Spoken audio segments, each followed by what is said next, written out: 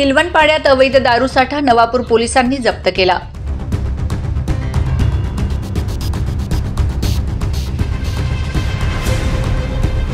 नंदुरबार राज्य उत्पादन शुल्क विभाग दारू तस्करीची कधी कारवाई करणार?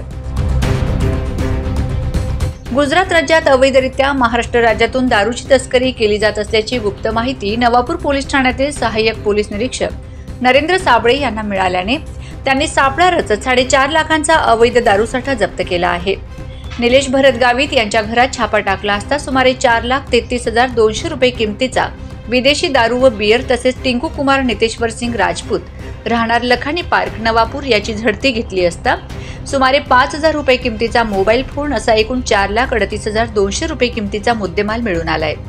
गुजरात राज्यात अवैध दारू विक्री करण्याच्या उद्देशाने नवापूर तालुक्यातील किलवणपाडा गावात निलेश भरत गावित यांच्या घरात 15 ऑगस्टच्या मध्यरात्री कारवाई करीत 2 जणांवर नवापूर पोलीस ठाण्यात गुन्हा दाखल करण्यात आला आहे।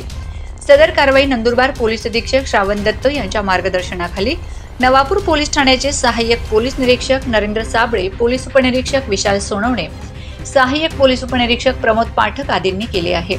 नवापूर पोलीस सलग अवैध दारूच्या कारवाई करीत आहेत तरी देखील नंदुरबार राज्य उत्पादन शुल्क विभागाच्या अधिकाऱ्यांना दारू तस्करीची साधी भणक लागत नाही। यावरूनच त्यांच्या कार्यप्रणालीवरच प्रश्नचिन्ह निर्माण झाले आहे। Bureau report, Navapur express news, Navapur.